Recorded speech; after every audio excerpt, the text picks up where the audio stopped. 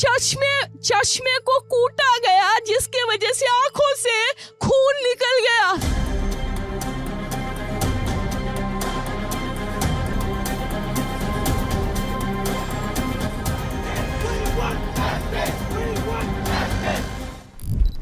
अगस्त 2024 को सुबह 7:30 पर Kolkata RG Kar medical college and hospital की सेमिनार हॉल में एक लड़की की डेड बॉडी मिलती है जो पूरी तरह से खून में लथपथ थे।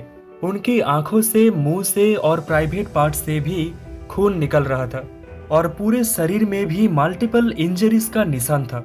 कोई भी आम इंसान ये देखकर कह सकता था कि ये कोई नॉर्मल सुसाइड का केस नहीं है, बल्कि इस लड़की को बहुत ही बुरी तरह से टॉर्चर करके मारा गया। शुरुआत में इस केस को कोलकाता पुलिस ने सुसाइड डिक्लेयर करके पलटने की कोशिश करी, लेकिन ऐसा हुआ नहीं, क्योंकि ये लड़की कोई और नहीं बल्कि इसी RG Kar medical college and hospital की एक जूनियर डॉक्टर है। वही डॉक्टर जिन्हें हम भगवान कहते हैं, जो इस हॉस्पिटल के अंदर रात में ड्यूटी कर रहे थे, लोगों की जानें बचा रहा था। लेकिन इसी हॉस्पिटल के अंदर उन्हें रेप करके बहुत ही बुरी तरह से टॉर्चर करके मार दिया जाता है। इस इंसिडेंट की बात पूरी बंगाल में सभी डॉक्टर्स, मेडिकल स्टाफ्स और स्टूडेंट्स भी सड़कों में प्रोटेस्ट करने उतर आए और अब सिचुएशन बहुत गंभीर हो चुकी है पूरी देश में। क्यों हमारे देश की सभी डॉक्टर्स सड़कों में उतरकर प्रोटेस्ट कर रही है, उनकी डिमांड्स क्या है और आरजी कौर मेडिकल कॉलेज की एक केस है क्या, आइए जानते हैं आज की इस वीडियो में। This is not a rape of a doctor. It's a rape of a daughter. नहीं, मेरी लड़की ने सुसाइड कर दिया है, ये खबर आई है। It's a shocking story of brutality. शरीर में कोई कपड़ा नहीं था, पैर दोनों राइट एंगल में मिला गया। अगर आज हम लोग अपने एक्स के लिए वॉइस नहीं उठाएंगे तो कोई हमारे लिए वॉइस नहीं उठाएगा। पश्चिम बंगाल की सबसे बेहतरीन गवर्नमेंट हॉस्पिटल में से एक है RG Kar medical college and hospital. इसी हॉस्पिटल में 31 साल की एक पोस्ट ग्रेजुएट स्टूडेंट और जूनियर डॉक्टर है इस केस की पीड़ित महिला। अब टेक्निकली मैं उनका नाम आपको बता नहीं सकता, उनकी फोटो मैं आपको दिखा नहीं सकता, क्योंकि हमारे देश में ऐसे रूल्स एंड रेगुलेशन है जिसके तहत मैं उस रेपिस्ट की फोटो आपको दिखा सकता हूँ, लेकिन पीड़ित की फोटो मैं आप लोगों को नहीं दिखा सकता। तो इस पूरी वीडियो में हम इन्हें एक जूनियर डॉक्टर बोलेंगे जो अपनी 36 घंटे की एक लंबी ड्यूटी टाइम के बाद रात की 2 बजे डिनर करती है कुछ जूनियर के साथ बैठकर, और फिर कुछ समय रेस्ट करने जाती है इसी हॉस्पिटल की सेमिनार रूम में। लेकिन नेक्स्ट मॉर्निंग को इस महिला डॉक्टर की वहां से डेड बॉडी मिलती है। इस इंसिडेंट की बात जब फर्स्ट टाइम कॉल किया जाता है इस जूनियर डॉक्टर की फैमिली को, तब आरजी कौर हॉस्पिटल्स की ऑफिशियल्स कहती है कि उनकी बच्ची ने सुसाइड किया है। लेकिन बाद में जब पता चलती है कि एक केस रेप और मर्डर का है, तब ऑटोप्सी किया जाता है और ये ऑटोप्सी रिपोर्ट इतना शॉकिंग था जो आपकी रोंगटे खड़ा कर देगी। इस रिपोर्ट में लिखा था कि किस तरह से उस महिला डॉक्टर को गला घोंटकर मारा गया, उन्हें ब्रूटली टॉर्चर किया गया था। उसके बेली पर, फिंगर्स पर, लिप्स पर और उनकी आंखों पर भी चोट का निशान था। उसकी मुंह को भी दीवार पर पुश किया गया था जिससे वो चीख ना पाए, चिल्ला ना पाए, और उसकी प्राइवेट पार्ट को भी बहुत ही बुरी तरह से टॉर्चर किया गया था जिससे खून निकल रहा था। ये सब कुछ हो जाने के बावजूद भी जब इस पीड़ित डॉक्टर की मां आरजी कौर हॉस्पिटल में पहुंचती है सुसाइड का केस सुनकर, तब उन्हें अपनी बेटी की डेड बॉडी को देखने तक नहीं दिया गया। उनका ये कहना था कि मैं उनके सामने गिड़गिड़ाती रही, भीख मांगती रही कि मुझे अपनी बेटी को देखने दो, लेकिन उन्हें देखने तक नहीं दिया गया। हाथ जोड़ती रही, माँ बाप हाथ जोड़ते रहे, हमें एक बार दिखाओ, हमारी बच्ची का मुंह एक बार दिखाओ, हमको नहीं दिखाया गया। फिर अगले दिन की 2 बजे यानी मौत हो जाने की 12 घंटा बाद उसकी माँ को उसकी डेड बॉडी देखने को दिया जाता है। अब इस इंसिडेंट की बात पूरी बंगाल में डॉक्टर्स, मेडिकल स्टूडेंट्स और मेडिकल स्टाफ्स भी स्ट्राइक में चले गए, जिसके बाद कोलकाता पुलिस के ऊपर प्रेशर बढ़ने लगती है और तब जाकर इस केस की छानबीन शुरू होती है।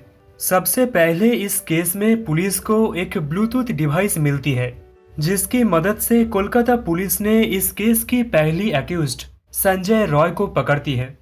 इस आरजी कौर हॉस्पिटल की सीसीटीवी फुटेज में ये दिखाई देती है कि संजय रॉय सेमिनार हॉल की आसपास ही घूम रही थी और नेक्स्ट मॉर्निंग को यानी फ्राइडे को इसी हॉस्पिटल से बाहर जाते हुए भी दिखाई देती है। तो पुलिस ने सारे सस्पेक्ट को पकड़कर पूछताछ करती है और इसी दौरान सभी लोगों की मोबाइल लेकर उस ब्लूटूथ हेडफोन के साथ कनेक्ट करने की कोशिश किया जाता है जो डेड बॉडी के पास मिला था और इस हेडफोन के साथ संजय रॉय की मोबाइल तुरंत ही कनेक्ट हो जाती है। इतना सबूत काफी था इसे अरेस्ट करने के लिए। संजय रॉय जो कि एक सिविक वॉलंटियर है कोलकाता पुलिस में, लेकिन ये अपने आप को एक पुलिस ऑफिसर समझते थे और अरेस्ट होने के बाद भी इसकी अकड़ कम नहीं हुई।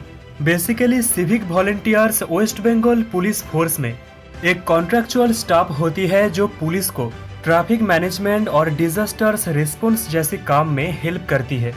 लेकिन एक सिविक वॉलंटियर्स को टेक्निकली वो फैसिलिटीज नहीं मिलती है जो एक रेगुलर पुलिसमैन को मिलती है। लेकिन इसके बावजूद भी संजय रॉय की बहुत अच्छी कनेक्शन थी पुलिस फोर्स में, जिसके चलते आरजी कौर हॉस्पिटल के अंदर हर एक डिपार्टमेंट में जाने का एक्सेस था इनके पास और वो पूरे हॉस्पिटल में घूमते रहते थे। इन्वेस्टिगेशन के दौरान संजय रॉय की मोबाइल से काफी पोर्नोग्राफिक वीडियोस मिले हैं जो एक वुमेनाइजर भी बताया जाता है। 4 बार शादी कर चुकी है लेकिन डोमेस्टिक वायलेंस के चलते सारी शादियां टूट चुकी है। मतलब इनकी एक पुराना इतिहास है ऐसे वायलेंस की। इन सब के बीच में वेस्ट बंगाल में ममता बनर्जी की सरकार एक ऐसी काम करती है जिसकी बात मानो बंगाल की सभी डॉक्टर्स एक जंग की ऐलान कर देती है सिस्टम के खिलाफ। डॉक्टर संदीप घोष जो कि आरजी कौर मेडिकल कॉलेज की प्रिंसिपल है, इस केस की बात सबसे पहले उन्होंने रिजाइन करने से मना कर देती है अपनी पद से और कहती है कि उस लड़की को रात में सेमिनार हॉल में जाने की जरूरत क्या थी। ऐसे घटिया कमेंट करने की बात जब उनके ऊपर प्रेशर बढ़ने लगती है तब मॉरल रिस्पॉन्सिबिलिटी लेकर संदीप घोष रिजाइन कर देते हैं अपनी पद से। लेकिन इसके तुरंत बाद ही सिर्फ 8 घंटे के अंदर वेस्ट बंगाल में ममता बनर्जी की सरकार ने संदीप घोष को कलकत्ता नेशनल मेडिकल कॉलेज के प्रिंसिपल बना देते हैं। लेकिन संदीप घोष जब Calcutta national medical college join करने जाते हैं तब वहाँ की student protesters doctor Sandeep Ghosh की रूम को ही लॉक कर देते हैं और उसी के सामने धरने में बैठ जाती है। यानी कहीं ना कहीं सरकार भी इस इंसान को बचाना चाहती थी, लेकिन ऐसा हुआ नहीं क्योंकि हाईकोर्ट ने फटकार लगाते हुए संदीप घोष को कहा कि आप मॉरल रिस्पॉन्सिबिलिटी लेकर रिजाइन करने की तुरंत बाद ही दूसरे मेडिकल कॉलेज कैसे ज्वाइन कर सकते हो। हम आपको अभी के अभी ड्यूटी से रिलीव करते हैं। और इसके साथ ही साथ कोलकाता हाईकोर्ट ने इस केस को जांच करने की जिम्मेदारी सीबीआई को सौंप दिया, जहां पर कोलकाता पुलिस की कोई भी इंटरवेंशन नहीं रहेगा। इसके बाद ममता बनर्जी भी कहती है कि हम तो डेथ पेनल्टी चाहते हैं जो भी इस केस की एक्यूज्ड है और स्टूडेंट्स का भी यही डिमांड है। इस प्रोटेस्ट के चलते कुछ दिनों से कोलकाता में अलग अलग मेडिकल कॉलेजेस एंड हॉस्पिटल में कुछ मेडिकल सर्विसेज और इमरजेंसी सर्विस भी बंद थे, जिसके चलते वहां पर लोगों को काफी तकलीफ हुई थी। लेकिन डॉक्टर्स की ये मांग बिल्कुल भी जायज है, जिसके कारण 17 अगस्त को पूरे देश में सुबह 6 बजे से लेकर 18 अगस्त की सुबह 6 बजे तक यानी 24 घंटा विथड्रॉल ऑफ सर्विसेज अनाउंस किया था इंडियन मेडिकल एसोसिएशन ने। यानी ये बात बिल्कुल भी साफ है कि कोलकाता में जो भी हॉरर हुआ है और उसके बाद 14 अगस्त की रात को जिस तरह से हजारों मॉब्स आकर प्रोटेस्ट करने वाले डॉक्टर्स के ऊपर अटैक किया है, हॉस्पिटल की प्रॉपर्टीज को तोड़ा है, उससे भारत की सभी डॉक्टर्स बहुत नाराज है। उनका ये मानना है कि ये स्टोरी इससे भी बहुत बड़ा है जो अभी तक पूरी तरह से सामने नहीं आया और वेस्ट बंगाल में ममता बनर्जी की सरकार इसे दबाने की कोशिश कर रही है और आरजी कौर हॉस्पिटल की प्रिंसिपल संदीप घोष को भी बचाने की कोशिश कर रही है। यहाँ पर आप लोगों की ओपिनियन क्या है, आप लोग नीचे कमेंट करके बताना।